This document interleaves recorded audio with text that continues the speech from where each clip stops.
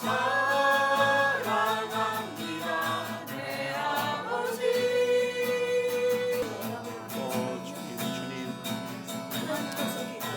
예, 오늘은 제가 먼저 나누겠습니다.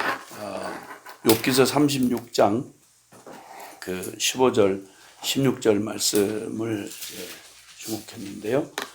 하나님은 곤고한 자를 그 곤고에서 구원하시며 학대당할 즈음에 그의 귀를 여시나니 그러므로 하나님이 그대를 환난에서 이끌어내사 좁지 않고 넉넉한 곳으로 옮기려 하셨은즉 무릇 그대의 상에는 기름진 것이 노일이라.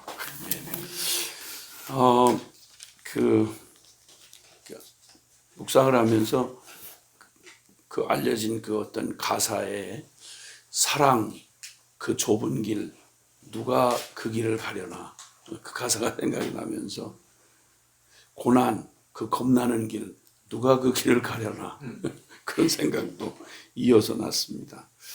뭐 인생 사실 자체가 고난이라고 욥기서 5장 7절에 보면 재가 불 위로 나르는 것처럼 인생은 고난을 위하여 났다. 인생 사는 자체가 사실은 고난이다. 이렇게 얘기를 하기도 한 것처럼 그냥 봐도 인생이 그냥 고난으로 평생을 함께 같이 길동무하고 갈아야 될 게 이제 고난인데 거기다 하나 더 해서 무릇 예수 안에서 경건히 살고자 하는 자는 핍박을 받으리라. 즉 예수님 따라가는 이 믿음의 길이 결국 고난의 길이다. 이렇게 이제 말씀을 이제 하셨는데 이 고난이라고 하는 거 평생을 뭐 원튼 원치 않든 그 고난하고 같이 가야 되는데 이걸 계속 그냥 고난을 두려워 떨면서 적으로 삼고 살 거냐 아니면 어차피 같이 사는 건데 친구로 새기고 살 거냐. 그래서 고난을 두려워 말고 기쁘게 여기라.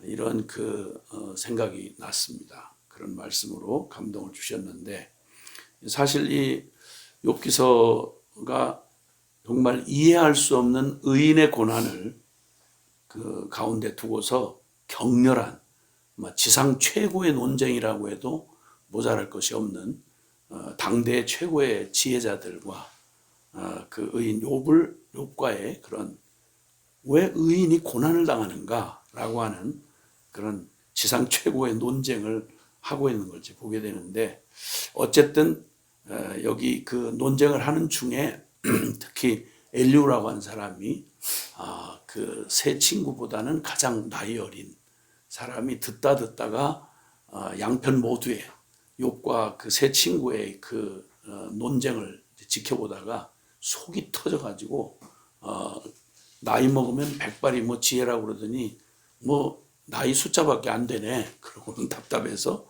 젊은이가 나서가지고 막 그냥 퍼붓는 그런 그 여러 말 중에 오늘 그 말 중에 하나인데 하나님은 곤고한 자를 그 곤고에서 구원하시며 학대당할 즈음에 그의 귀를 여시나니 그러므로 하나님이 그대를 환난에서 이끌어내사 좁지 않고 넉넉한 곳으로 옮기려 하셨은즉 무릇 그대의 상에는 기름진 것이 노일이라. 그러니까 이 고난 당하는 이 고난이 그냥 비극과 고통으로만 여기지 말고 그 고난이 주는 고난을 좀 기쁘게 여겨라. 고난에 다른 면이 있다는 거죠. 이렇게 곤고한 자를 구원하시고 이제 구원을 경험하게 된다. 고난을 통해서 그 고난에서 건져내시는 하나님의 그 구원을 체험하게 되고 그걸 경험하게 된다. 고난은. 그리고 또 학대 당할 즈음에 그의 귀를 여신다. 즉 고난 당함으로 그 유익을 얻는 게 고통만 있는 게 아니고 귀가 열린다. 그 깨달아진다는 거죠. 이제 고난을 통해서 그 깨닫지 못하던 그 일이 이제 깨달아진다는 거고, 그리고 그대를 환난에서 이끌어내사 그 고난이 환난에서 이끌어내사 좁지 않고 넉넉한 곳으로 옮기려 하셨은즉, 그러니까 더욱 풍성함을 얻는다. 고난이 가져다주는 그 유익이 구원을 경험하게 되고 그 고통스럽고 절망스러운 그런 곳에서 구원을 경험하게 되고 깨달음이 깊어지고 그냥 듣고 그냥 생각을 하면 그냥 스쳐 지나갈 수 있는 게 이 고난으로 걸음이 멈춰지고 그냥 진흙구덩이 같은 데를 막 허우적대고 막 고통스러워 이럴 때 그냥 스쳐 지나가면서 놓칠 수밖에 없었던 걸 이 고난 때문에 그걸 이제 깨닫게 된다. 귀를 연다. 고난이 귀를 열어준다. 그리고 이제 환난에서 이끌어내서 환난 이전, 고통을 당하기 이전보다 고통을 당한 게 그냥 고통에 쓴 잔과 그냥 상처만 남는 게 아니라 더욱 풍성해진다. 이 고난을 통해서 사실 얻는 유익을 열거하면서 그 겁나는 그 고난의 길이 사실 따지고 보면 누군가의 말처럼 위장된 축복이다. 이런 얘기를 생각이 났습니다. 성경도 무수히 이것에 대해서 말하면서 고난당한 것이 내게 유익이라 전에는 그릇 행하였더니 이제는 주의 율례와 규례를 깨달았나이다. 같은 욥기서 안에서도 욥도 막 그 고통 중에서 이 고난을 이해할 수 없는 고난 때문에 몸부림을 하면서도 그냥 막 갖다 그냥 이 고난이 그 속에 있는 모든 걸 다 쏟아져 나오게 하는 거죠. 그러니까 이 그냥 보면 격렬한 논쟁인데 이 그 논쟁이 의인이 왜 고난을 받는가? 라고 하는 이런 그 의라고 하는 것과 고난이라는 주제가 막 이 고통 속에서 막 버무려지니까 그 속에 있는 모든 게 튀어나오는데 건질 게 참 많은 거예요. 그 욥기서에 참 그 인용하고 좋아하는 구절들이 욥기서에 많이 나와요. 그런데 그 욥도 그 23장 10절에 그 나를 이 단련하신 후에는 내가 정금같이 나오리라. 이런 고백을 막 그 고통을 막 그냥 괴로워하고 왜 이유 없는 고난을 주시는지 막 이러면서도 거기서 막 툭툭 터져 나오는 이런 그게 고난이 만들어내는 기가 막힌 그런 진리들이 막 쏟아져 나오더라고요. 이거 주술 거 맞네. 뭐 이런 생각이 드는 거죠. 그래서 이 고난을 가만히 생각해 볼 때 고난이 주는 유익이 무엇인가? 왼수로 여기고 막 고난 오면 막 그 고난 어차피 피해갈 수도 없는 고난을 그냥 막 악을 쓰면서 상책이게 내면서 막 죽을 것 같이 몸부림치면서 계속 고난을 떠날 수 없는 인생이 고난하고 계속 싸우느라고 죽을 지경인 거죠. 그런데 고난을 가만히만 들여다보면 겉은 험악한 얼굴 같은데 그런 경우 많잖아요. 그 첫인상이 너무 무섭고 강도같이 생겼는데 너무 착한 사나이들 뭐 이런 경우가 있듯이 그 고난을 통해서 그 고난 안에 보면 고난이 주는 그 축복 가운데 연단을 가져다 주는 거예요. 고난이. 이 연단을 통해서 그 사실 믿음의 연단을 주는 거죠. 고난이. 무엇을 믿는가에 대한. 그래서 이 연단을 통해서 정결하게 되고 그러니까 찢기를 제하는 거죠. 그러니까 베드로전서 4장 1절 2절에 고난을 당한 자가 죄를 그쳤음이니 이런 말씀이 있는데 그러니까 이 고난 연단을 통해서 알면서 안 돼요. 뭐 하지 말아야 되는데 자꾸 가져요. 뭐 이런 소리 할 때 고난이 아주 쓴 약이면서 너무 유익해서 그렇게 자꾸 너절너절 그러고 있을 때 제 힘으로 못한다고 자꾸 그럴 때 못하는지 하는지 보자 그러고는 이 고난이 찢기를 제해주는 그래서 정결하게 해주는 이 연단 안에는 이 정결케 한다 그리고 또 견고케 한다 이런 두 가지 유익이 있는 것 같아요. 크게 찢기를 제하고 아주 단단하게 하고 그래서 믿음을 가졌지만 이 믿음이 그냥 대강 갖다가 허술하게 그냥 쌓아놓은 담벼락처럼 그런 게 아니라 정말 아주 단단하고 견고해지고 이 고난을 통해서 그리고 불필요한 것들 제하고 불필요한 것들 다 너절너절한 거 제하고 아주 정결하게 되는 그래서 그 믿음이 연단받은 믿음이 돼서 로마서 5장 3절에도 말하지만 참 이 놀라운 복음의 믿음을 가진 이 은혜의 믿음 위에 서 있는 사람은 환난 중에도 즐거워하나니.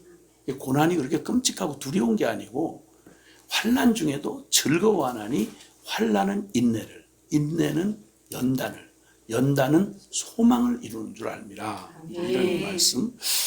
그리고 또 하나는 또 굉장히 고난을 통해서 풍성해지는, 고난의 유익이 있다면 그 사랑이 풍성해지는 그런 걸 알게 되는데, 그래서 마음이 넓어지는 거죠. 우리가 고난을 이렇게 당하다 보면 그냥 좁아 터진 밴댕이 소가지 같은 그런 마음으로 뭘 그렇게 그냥 뭐 꼬장꼬장하고 그렇게 뭘 그냥 넘어가는 게 없고 그냥 뭐 이러던 사람이 고난에 시달리다 보면 마음을 찢어서 넓혀주시는, 그냥 찢어서 넓혀주셔서, 그래서 사람이 넉넉하고 푸근해져.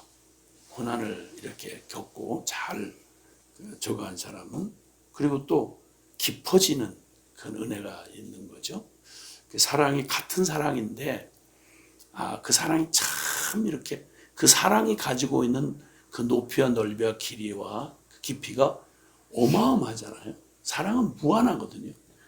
그런데 그 사랑을 정말 이쪽 꼭 조그만한 그 무슨 저 조그만한 컵 하나처럼 사랑을 요거밖에 못 쓰는 거예요. 그냥 조금 조건이 맞을 때 약간 좀 사랑 분위기 뜨고, 조건이 맞으면 약간 뭐 사랑에 좀 도취하고 또 약간 베풀기도 하다가, 이게 그냥 너무 쉽게 말하면 얕고 적고 그 얇고 적고 또 너무 이제 짧고 그러던 게 고난을 통해서 이 사랑 안에 있는, 그러니까 나의 요 작은 그릇에 매여 있던 이게 고난을 통해서 찢어 넓혀지고, 그리고 또 깊이 깊어지면서 이 사랑의 깊은 깨달음이 깊어지는 풍성함을, 이 고난이 가져다 주는 게 이제 연단만 아니라 풍성함을 주고, 또 소망을 이루게 한다라고 하는 아까 그 말씀처럼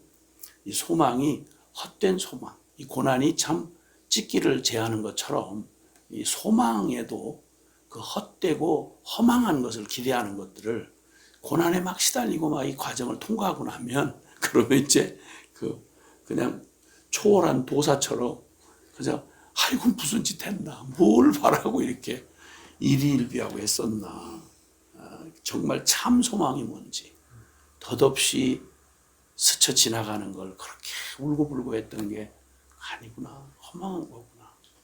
너무 감정에 기반한 그런 것들이, 그 얄팍한 인간의 어떤 사랑을 구했던 것들이 이 고난을 쫙 지나가고 나면 진짜 가짜가 가려지고, 참 보석인지 나무인지 풀인지 뭐 이건 불꽃 한번 지나가보면 알듯이 참 소망이 무엇인지를 생각하지 않을 수가 없는, 지나가는 것, 또 헛된 것, 그리고 또 너무 상대적인 것, 이런 거에 울고불고 하던 이게 고난을 쭉 지나고 나면 그럼 진짜 참 소망만 남게 되는, 그리고 참 소망을 찾게 될 뿐만 아니라 그 소망에 대한 간절함이 생깁니다.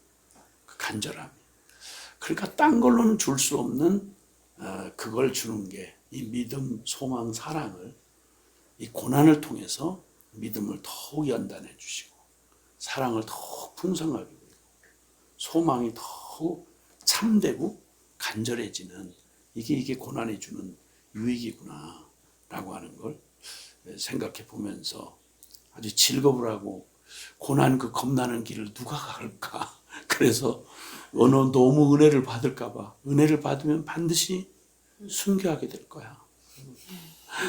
고난을 받으면 난 정말 찌질하게 살 거야. 뭐 이런 이상한 그런 속임에 평생을 하는 짓은 전부 고난 당할 짓만 골라서 하면서도, 고난은 그렇게 즐거우라고 싫어서 그냥 그렇게 발버둥하던 참 이 소인배 같은 삶이 다시 한번 또 생각이 떠오르면서, 이 고난을 정말 하나님을 경외함으로 받으면 만 가지가 다 유익한데, 만 가지가 다 유익해. 그래서 이렇게 깨닫고 온전해지는 복을 받는 게 이 고난이잖아요. 이 고난이 경외함 없고 믿음 없이 고난을 받아들일 수 없이 그냥 고난 앞에서 막 휘둘리면 고난이 가져다주는 그 저주스러운 낙심, 두려움, 반항, 원망 뭐 이렇게 되니까 영이 어두워지고 이 고난이 오히려 유익이 아니라 고난 때문에 영이 어두워지고 칙칙해지고 모든 소망이 다 사라지고 그리고 그나마 가지고 있던 내가 가지고 있던 그나마 잘 쓰임새가 있는 좋은 어떤 품점 중에서도 좋은 거 잘 쓰면 좋은 가능성이 있는 그 가능성마저 남은 것마저 다 망가져버려요. 그러니까 고난을 어떻게 대하느냐가 이렇게 인생에 중요하다는 걸 다시 한번 생각을 하게 됐어요.